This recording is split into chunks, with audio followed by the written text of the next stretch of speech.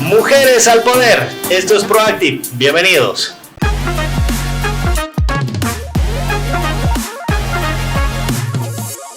Muchas gracias por acompañarnos y bienvenidos a esta nueva semana. Tengo ya mi invitada, Mujeres al Poder, habíamos denominado este episodio del día de hoy, porque estoy con Marcela Mejía. Marcela, qué gusto tenerte acá en el programa, un gusto de años que te estoy viendo. Ella, para gusto mío, fue compañera en la universidad, de igual forma, estudiando administración de empresas y hoy por hoy dirigiendo una de las empresas de limpieza más grandes del país. Muchas gracias por la invitación, Giovanni. Pues sí, aquí dirigiendo Totes. Es una linda empresa, una gran empresa de la cual me siento muy orgullosa de formar parte. Claro, pero ¿cómo viene este proceso a llegar a lo que hoy por hoy estás haciendo? Porque obviamente todos cuando estábamos en la universidad siempre uno se cree como que muy fuerte dentro de eso y dice las empresas se van a pelear conmigo cuando yo salga. Y la cruda realidad es que nadie te llama y todos te dicen, oiga, 5 años de experiencia mínimo si es que quiere trabajar aquí en mi empresa. ¿Cómo llegas tú a concretar todo eso? ¿Cuál ha sido ese paso a paso que has tenido saliendo de la universidad? Mira, creo que yo, todo ha sido, no sé si accidental o destino, ¿no? Porque cuando yo salí de colegio, mi meta era estudiar medicina. Yo quería ser médico. Caramba, ¿ya? Entonces era mi meta, ¿no? Pero dadas las circunstancias económicas de mi familia, era una carrera que se la consideraba cara. Entonces no había, digamos, las posibilidades de mi familia de pagarme la carrera. Entonces el hermano menor de mi mamá me dice, se ha abierto una nueva carrera, administración de empresas, es una linda carrera, deberías intentar, ¿no? Y me dice, yo la verdad un poquito desanimada, y me dijo, pero velo por el lado positivo, tú que eres tan deportista, medicina no te va a dejar continuar haciendo deporte, intenta. Entonces fui a la universidad, me inscribí para los exámenes de admisión y habiendo salido del Merinol como que pasé los exámenes de admisión fácil. Ya estando en la carrera, le empecé a meter duro a los primeros semestres. Y tenía en la universidad y en el atletismo una compañera, una amiga, una gran amiga hasta el día de hoy, Carito, que me dice, me voy a presentar a Lloyd, preséntate conmigo. Y me dice, es que yo quiero ser azafata, sueño con ser azafata. Y yo le digo, mira, la verdad es que yo quiero salir de una carrera, quiero estudiar en la universidad. Entre ello, ella ya entra a lo que son... Para los que no saben y nos ven en el exterior, el Lloyd Aéreo Boliviano era la línea bandera aérea de Bolivia. Exacto. Y obviamente era una empresa muy, muy bien vista, era un patrimonio prácticamente de Bolivia en ese entonces. Sí, y hoy casi estaría cumpliendo sus 100 años también. Entonces de esa manera ella me dice, ella ya entra, fue seleccionada, me dice, anímate, por favor, anímate, vamos a irnos juntas, vamos a seguir estudiando, yo te prometo. Entonces todo ese interín, al final digo, bueno, realmente me ayudaría mucho ayudar a mi familia en este momento que está pasando económicamente y yo empezar a trabajar. Entonces, de escondidas... no sabía nada los papás. Nada, de escondidas me presenté a la entrevista, llegué a la entrevista y eran pues esas veces, las entrevistas eran como 200 personas postulando para entrar. Me postulé y entro a la entrevista y era pues todo el gurú de Lloyd ahí para entrevistarte, Elvio Pérez, Javier Pereira, Teresa Jiménez, Anita Ricotoro, así tú veías a todos los que fueron los capos, ¿no? de Lloyd. Paso las entrevistas, paso los exámenes y me aceptan. Entonces, ya para firmar el contrato, yo no sabía cómo decirles, era menor de edad, cómo decirles, ¿sabes qué? Me han aceptado y voy a entrar a volar. Entonces mi papá era sumamente riguroso, no me dejaba ir ni a la esquina sin permiso. Imagínate empezar a volar, ¿no? Claro, si entonces, a la disco no ibas que sí, a Santa Cruz, otro departamento. Y para pasar, digamos, los cursos tenías que ir pues todo bien empilchado y todo, y eran 3 meses de cursos. Paso los cursos y llevaba me acuerdo, las carteras no eran pues tan grandes como ahora, ¿no? Me conseguí una cartera grande, llevaba mis taquitos en mi cartera y me iba pues de escondidas como yendo a la universidad a pasar los cursos de Lloyd. Ya. Apruebo los cursos de Lloyd y me dicen ya tiene que venir a firmar su contrato, pero tiene que emanciparse y sus papás tienen que firmar la emancipación. No, pues fue otra pelea. A mi papá fue días, así contándole 1000 historias para poder entrar a volar. Y al final yo le dije, ¿sabes qué, papito? Déjame ayudarlos. yo me voy a portar bien, o sea, todo lo que pase en el interín, yo te prometo que voy a seguir estudiando. Y bueno, de esa manera mi papá así a duras penas me dejó empezar a volar. Empecé a volar, he estado casi 10 años volando y en esos 10 años me tomé el tiempo, digamos, de estudiar. No, me costó un montón porque sí veía que mis compañeros ya me pasaban, tenía que acoplarme a otro grupo, otra vez me pasaban y la verdad es que la pasé dura porque tenía docentes buenos que me decían ya, no importa, estás volando, da tu examen después o preséntame este trabajo después. Habían otros que me la pusieron bien difícil. Entonces, también en el Lloyd, porque yo volaba, digamos, y estudiaba mientras pasábamos, digamos, un Miami, que eran 6 horas, 7 horas de vuelo. Yo el tiempo que te tocaba de descanso, yo me la pasaba estudiando. O a veces llegábamos a México, Miami, y nos quedábamos días, ¿no? Y mientras otros salían, conocían, paseaban, y yo me tenía que quedar estudiando porque a veces tenía que rendir exámenes al volver. Entonces me tomó un poquito más de tiempo, creo, el poder estudiar y salir. Ya cuando salí, también coincidió con lo que yo ya iba de picada. Pero primero me presenté a Lloyd y les dije si podía, digamos, empezar ahí a hacer algunas prácticas y hacer. Entonces como que la gente es medio celosa, medio, aquí nos están queriendo quitar el puesto. Sí, me ayudó el jefe de esa época, Jaime Jiménez, y me dijo, ya, ayúdanos, vas a entrar como un auxiliar más. Pero ¿sabes qué? Me hacían archivar documentación de años, así. Yo ya veía solamente reducir lo que archivaba, nadie me quería enseñar nada más, de ahí de a poquito me fueron soltando una cosita, otra cosita.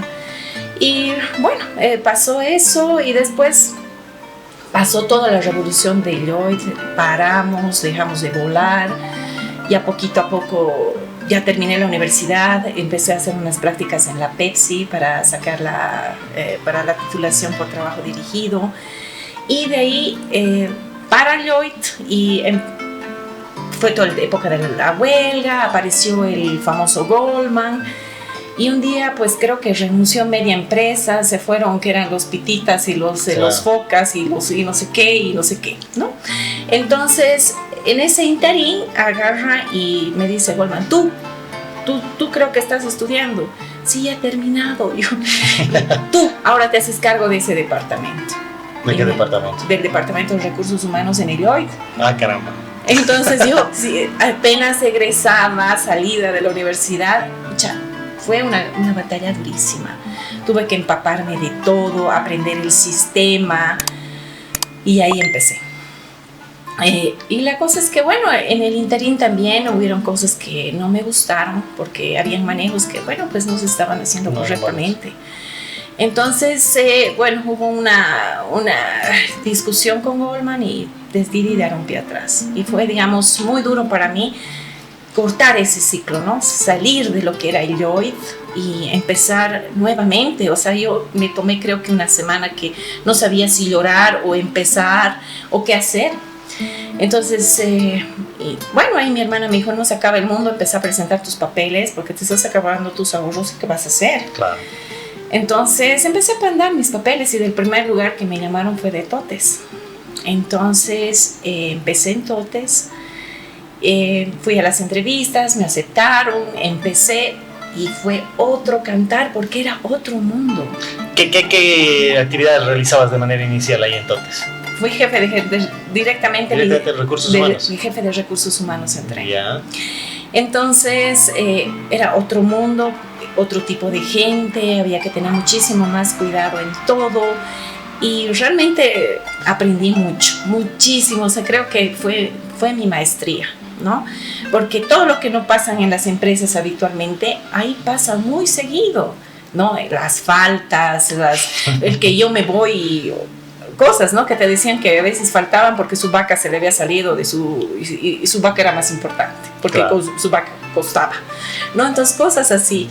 Entonces fue muy interesante y en ese interín también pasó lo de el Lloyd, que la invitaron a la señora Victoria Calderón a volver a recuperar el Lloyd y estaban empezando a hacer vuelos con el TAM militar y a iniciar una recuperación. Entonces me llaman nuevamente de Lloyd y me dicen de que querían que nuevamente me incorpore y que ya no me iban a extender más las licencias sin goce de haber y que tenía que incorporarme. Entonces era mi corazón contra lo que era el recorrido que ya había iniciado profesionalmente. Y bueno, decidí tomar nuevamente el paso de mi corazón, renuncié a Totes y me vuelvo a Lloyd. Todo el mundo así jalándose de sus cabellos me decían, ¿qué le pasa? Porque está volviendo sin, tal vez ni le van a volver a pagar el sueldo, porque eran años que nos debían de sueldo. Entonces decido volver y nuevamente me llevan como jefe del departamento, pero ya en otras circunstancias, porque había que hacer una súper reestructuración salarial, había que nuevamente, me dijo, escogete, aquí tienes la empresa a tu disposición, escogete tu equipo.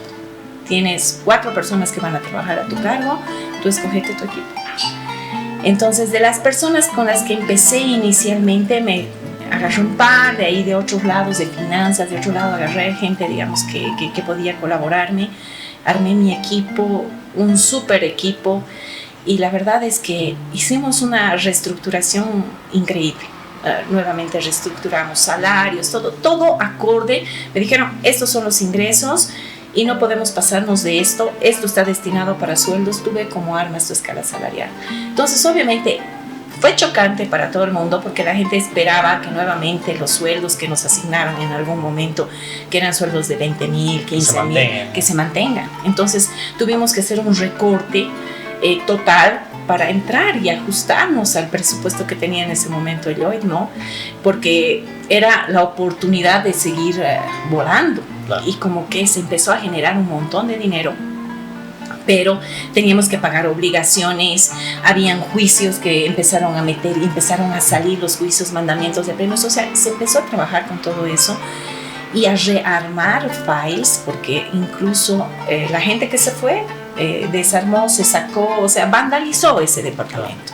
Entonces se hizo lo que se pudo, se empezó nuevamente a recuperar y se hizo realmente un trabajo de hormiga. Habían días que nos quedábamos 2, 3 de la mañana trabajando para poder sacar adelante y lo logramos.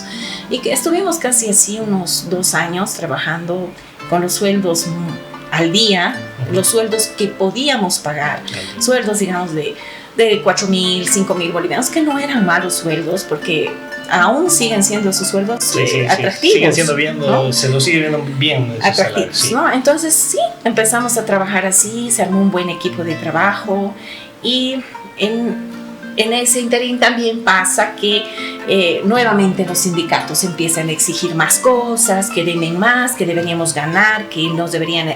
O sea, un montón de líos. Entonces ahí la mete en presa la señora Victoria Calderón por un tema de finiquito que no se pagó en su tiempo y todo eso, y se desarma nuevamente el equipo. Entonces empezó ya el traspié. En eso casualmente llega la invitación del señor Carlos España, que es dueño de la empresa, y me dice, quiero que vuelvas a la empresa, pero ya no como jefe de recursos humanos, quiero que vuelvas a la cabeza de la empresa. Entonces yo le digo, don Carlitos, yo estoy trabajando, no puedo en este momento, pero mire, yo lo ayudo, le dije. O sea, yo trabajo de 8 a 2 de la tarde y después de las 2 de la tarde puedo ayudarlo medio tiempo a un poquito reorganizar la empresa y ver qué pasa, ¿no? Y me dijo, ya, acepto, me dijo. Acepto que me ayudes ese medio tiempo. Entonces yo trabajaba esa temporada de 8 a 2 de la tarde, a 2:30 de la tarde en el Lloyd, y salía volando a Totes, de 3 a 7 trabajaba en Totes, medio tiempo. Así fueron pasando los meses, yo le decía, ya, contrátese a alguien, porque, o sea, ya no me da el cuero. No, ya no me daba el cuero ni para entrenar. Yo decía, ya, por favor. Y él me dice, no, un poquito más, aguardame un poquito. Yo, ya, le seguía. Ya va a quedar el yo. Ya. Yo creo que él así por debajo, así, ¿no? Sus conejitos, ¿no? Y bueno, y empezó ya peor la pelea en el Lloyd, y digo, me voy. Y me casé justo ese año y digo, bueno, me voy. Y definitivamente esto ya me está afectando y decido retirarme. Y vuelvo a Totes, seguía con el medio tiempo y como que estuve casi unos 2 años más así medio tiempo. tengo hasta el día de hoy, gracias a Dios, un buen equipo de trabajo y que me daban el soporte. Ellos me esperaban con todo listo y en la tarde yo arrancaba la máquina y podíamos avanzar, ¿no? Y después, bueno, se retira mi mano derecha y me dicen tiene que incorporarse a tiempo completo. Aquí ya no hay más los trabajos, no nada. Se tiene que dedicar al 100% a la empresa. Y la verdad es que Totesa creció muchísimo aquí en Cochabamba desde ese tiempo. Hemos hecho un gran trabajo. Y la verdad, hoy por hoy yo me siento orgullosísima, Jovan, de estar en esa empresa. Realmente tiene muchas cosas que son admirables, desde la forma en la que ha nacido esa empresa, ¿no? ¿Qué serían los factores más importantes que tú ves diferenciando con otras instituciones, otras empresas que hacen que Tote sea tan especial para ti y que debería de buscar cualquier emprendedor tener dentro de su equipo de trabajo? Bueno, para mí una de las cosas más importantes es la parte humana. Ellos ven demasiado la parte humana, no ven tal vez el aspecto tan así tácito como empresa que es la parte económica, ¿no? Siempre han visto la parte humana y se trabaja con gente que es muy sufrida. Y hay gente que, bueno, es gente que sale de la nada y a veces hasta Totes es su primer trabajo, porque como dicen, ¿no? O sea, ¿quién no sabe limpiar? La cosa es el cómo. Entonces ahí en la empresa es lo que le dan. Y es una empresa muy correcta. O sea, dentro de, se trata de enmarcar en todo lo que son las normas, las políticas laborales. Entonces ve toda esa parte, ¿no? Y trata siempre de enmarcarse en todo lo que es lo legal. Entonces eso es lo que para mí lo hace más que especial, porque no es lo mismo administrar desde la perspectiva administrativa que te encasillan todos que administrar desde el corazón. Y eso es lo que hace esta empresa. Ya, es uno de los factores importantes. Creo yo, y me imagino que dentro del tipo de negocio que se tiene con Totes debe existir mucho el tema de la rotación laboral. ¿Por qué? Porque es así, mayormente cuando son negocios donde no se requiere de repente mucho de la especialización del personal, sí se da el tema de rotación porque, bueno, pues es gente que no tiene estudios, es muy especial mayormente. ¿Cómo has logrado tú batallar con esto? Porque, como tú hace instantes lo decías, hay veces que es más importante de repente mi vaquita y me tengo que ir. Sí, me tengo que ir. Sí, es verdad eso, que existe una gran rotación, pero te cuento que aquí en Totes, yo hasta ahora, hasta el día de hoy, tengo gente que es súper antigua, ¿no? Entonces, sí hemos ido viendo las maneras de adecuarnos a todas las leyes que hoy por hoy para el empresario sí son bien dañinas, porque, o sea, se ve una sobreprotección al trabajador que también es dañina para el empresario, porque en algún momento ya el empresario no sabe de dónde más sacar, porque ni siquiera los incrementos salariales están acordes a la realidad. Entonces van atacando esa parte, entonces es difícil.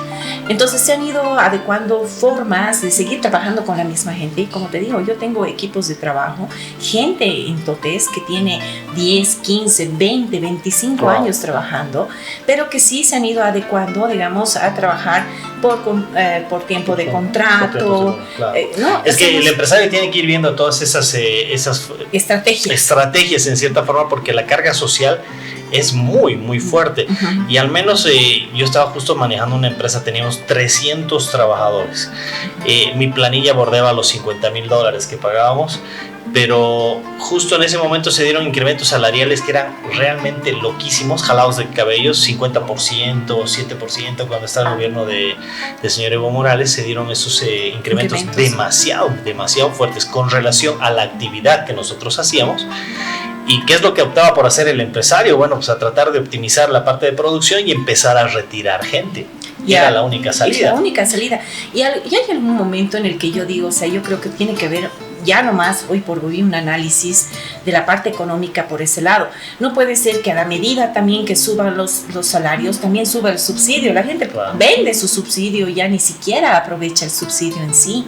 Y desde que yo empecé en recursos humanos, por decirte, en Totes, que era más o menos esa época, creo que era 648 bolivianos el mínimo nacional, hoy estamos con 2.500.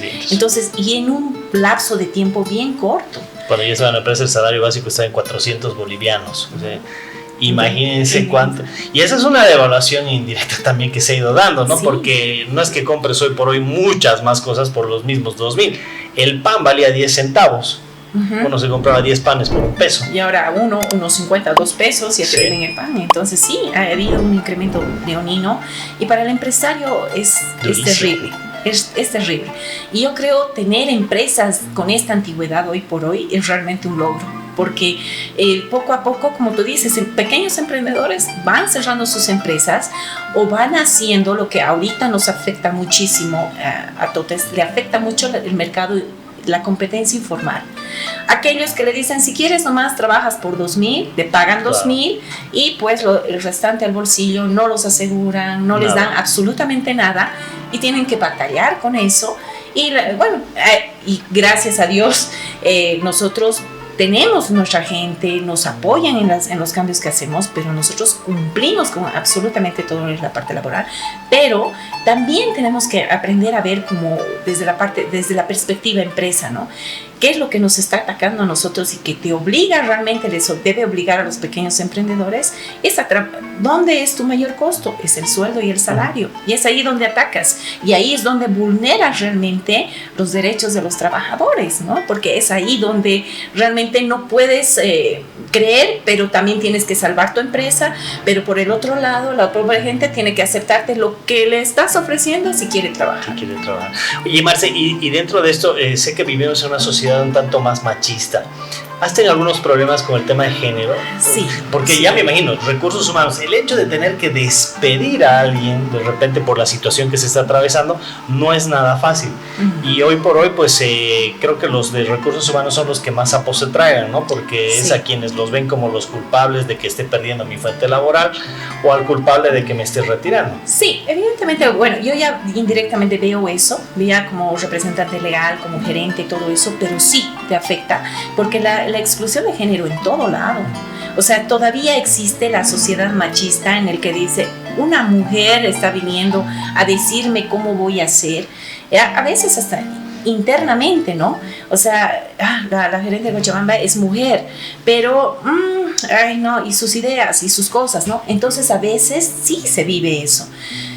Muy poco, yo lo he vivido en Totes, sí, pero sí hay en algunos momentos en los que sí tienes que frenar de alguna manera eso y vivir, ¿no? Y demostrar que no siempre, o sea, el ser mujer te limita a cosas, ¿no? Porque sí, el ser mujer tiene muchas cosas, Jovan, porque no tienes que ser solamente la empresaria, tienes que ser la mamá, tienes que ser, en mi caso, la deportista, tienes que ser todo, ¿no? Entonces es difícil el rol que nosotros tomamos, porque yo a veces los veo, no todos, sí hay de todo un poco también en cuanto a los varones, pero a veces ellos tienen la responsabilidad, la carga de llevar, pero es hasta ahí, digamos, el tema de la responsabilidad, ¿no? Cuando nosotros también cargamos otras cosas, y creo que eso también ya es hora de que cambie en su totalidad, ¿no? Claro. Y que la forma de ver a una persona, una mujer al frente tiene que ser realmente decir, wow, lo logró, llegó hasta ahí, ¿no? Entonces es realmente para mí un logro. Yo he tenido el gusto también y la dicha de manejar dentro de empresas el tema personal. Y sin duda alguna, uno de los factores más complicados es el tener que despedir a alguien. A mí me dolía muchísimo cuando me decían tienes que despedir a tal persona.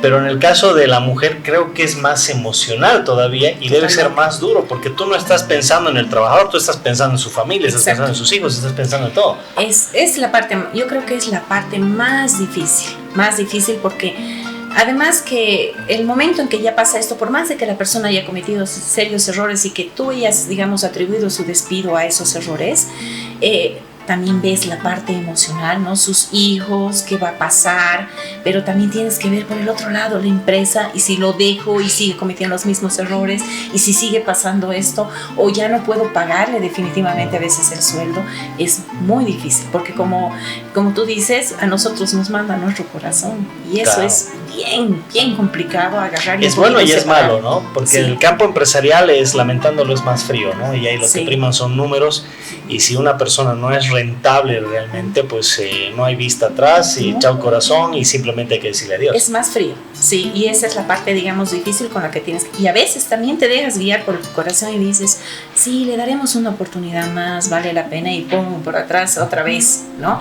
Entonces ya eso también te enseña a madurar internamente esa parte del corazón, y a veces tienes que congelarlo y dejarlo ahí guardadito un ratito, porque también te afecta. Yo he pasado por eso muchas veces así, le daremos una oportunidad más, que es una buena persona, que merece, y boom, aparece otra cosa en la que tú dices, ya no más, o sea, ya no puedo seguir así. Marcela, son temas que nos toca vivir a veces cuando estás a cargo o liderando la empresa.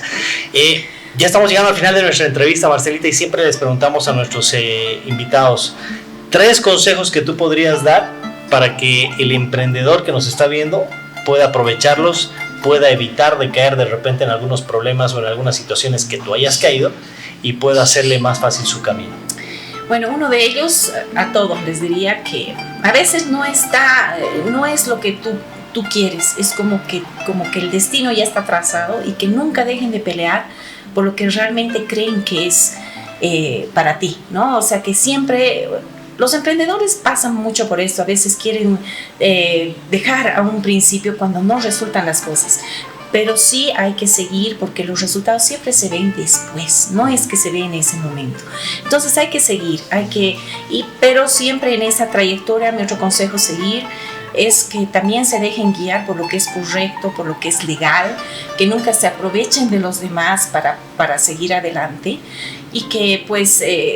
siempre también las decisiones tomarlas mitad a mitad, yo creo. Siempre en base a que, bueno, lo bueno de tu empresa, lo que tú tienes que rescatar de tu empresa, pero también tienes que ver y rescatar lo bueno de un trabajador, porque como dicen, no todos somos totalmente buenos o totalmente malos, entonces sí tienes que rescatar esa parte de las personas.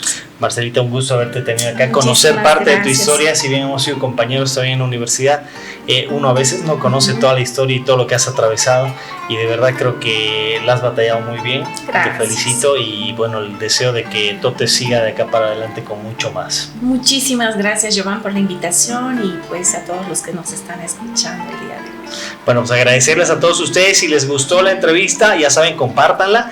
De igual forma, pues ayúdennos a viralizar esto que es el éxito femenino también, que es importante ver de realzarlo y de mostrarlo a la sociedad, porque las mujeres sí pueden, ¿por qué no? Sí pueden, y pueden mucho más que muchos varones que yo conozco también. Exacto, así es. Entonces, adelante, Marcela, y amigos, amigas, será hasta el próximo programa. Simplemente denos like, síganos, pónganle el anuncio y la campanita para que estén atentos a nuestras actualizaciones. Muchísimas gracias y nos vemos de acá a 7 días. Chao.